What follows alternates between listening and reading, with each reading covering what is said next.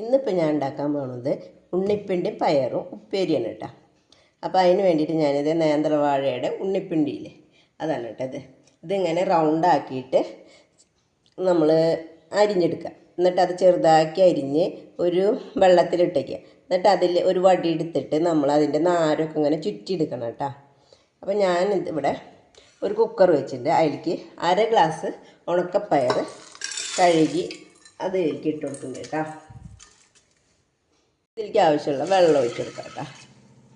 അപ്പോൾ ഇത് അടച്ച് വെച്ച് തീ ഓണാക്കിയിട്ടുണ്ട്. ഒരു 3 വിസിലടിച്ച് കഴിഞ്ഞാൽ പയർ വേവ് കിട്ടാം. ഞാൻ ഉപ്പിട്ട് കൊടുത്തിട്ടില്ല കേട്ടോ.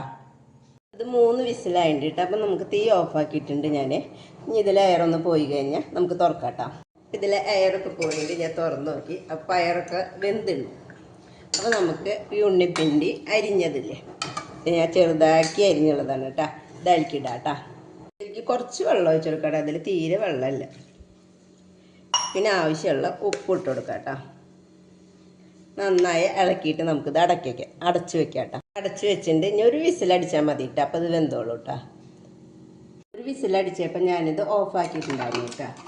ഇതൊക്കെ വെന്തുണ്ട് കേട്ടോ. നമുക്ക് ഒരു പാത്രം വയ്ക്കാം കേട്ടോ. വേറെ ചട്ടി ചൂടായിട്ട് കേട്ടോ. അപ്പോൾ നമുക്ക് വെളിച്ചെണ്ണ ഒഴിച്ച് കൊടുക്കാം കേട്ടോ. വെളിച്ചെണ്ണ ഒന്ന് ചൂടായിട്ട് വരട്ടെ കേട്ടോ. നമുക്ക് എണ്ണ ചൂടായിട്ട് അപ്പോൾ നമുക്ക് കടുക് ഇട്ട് കൊടുക്കാം കേട്ടോ. കടുകൊന്ന് പൊട്ടട്ടെ കേട്ടോ. കടുക് പൊട്ടി കഴിഞ്ഞിട്ട് അപ്പോൾ ചുവന്നുള്ളിയും വെളുത്തുള്ളിയും വേർക്കലിട്ടാ ഇതൊന്ന് മൂത്ത് വരണം നന്നായിട്ട് കേട്ടോ. അപ്പോൾ ഉള്ളി എടുക്കുമ്പോൾ കുറച്ച് കൂടുതൽ എടുത്താൽ ഉപ്പേരി കാച്ചുമ്പോൾ നല്ല ടേസ്റ്റ് കിട്ടുള്ളൂ കേട്ടോ. ഇതൊന്ന് മൂത്ത് വരട്ടെ നന്നായിട്ട് കേട്ടോ. ഉള്ളിയൊക്കെ നന്നായി മൂത്ത് വന്നിട്ട് ഈ സമയത്ത് നമുക്ക് കുത്തുപ്പൊടി മുളകില്ലേ അത് ഇട്ടുകൊടുക്കാം കേട്ടോ.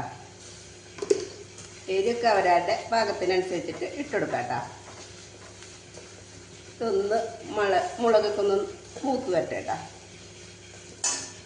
മുളകൊക്കെ മൂത്ത് വന്നിട്ട് ഈ സമയത്ത് നമുക്ക് വേവിച്ച് വെച്ച പയറുണ്ണിപ്പിണ്ടി ഇട്ടിട്ടെടുക്കാം കേട്ടോ. ഇത് ഇട്ട് ഒന്ന് തിളച്ച് കഴിഞ്ഞാൽ നമുക്കിത് ഓഫാക്കാം കേട്ടോ. ഉപ്പ് കുറവുണ്ടെങ്കിൽ ഈ സമയത്ത് ഉപ്പൊക്കെ നോക്കാം കേട്ടോ. എനിക്ക് പാകണം ഉപ്പൊക്കെ കേട്ടോ. ഇതൊന്ന് തിളച്ചോട്ടെ കേട്ടോ. തിളച്ചിട്ടുണ്ട്. അപ്പോൾ ഇത് ഓഫാക്കാം കേട്ടോ. എല്ലാവരും ഇത് ഉണ്ടാക്കി നോക്കുക കേട്ടോ. പിന്നെ എൻ്റെ ചാനൽ ആദ്യമായിട്ട് കാണുന്നവരാണെങ്കിൽ ലൈക്ക് ചെയ്യുക, ഷെയർ ചെയ്യുക, സബ്സ്ക്രൈബ് ചെയ്യുക കേട്ടോ. കമൻറ്റ് ഇട്ടോളൂ കേട്ടോ. പിന്നെ ഇന്നത്തെ ഉച്ചയൂണിന് ഇപ്പോൾ ഈ കറി ചാള വറുത്തതാണ് കേട്ടോ.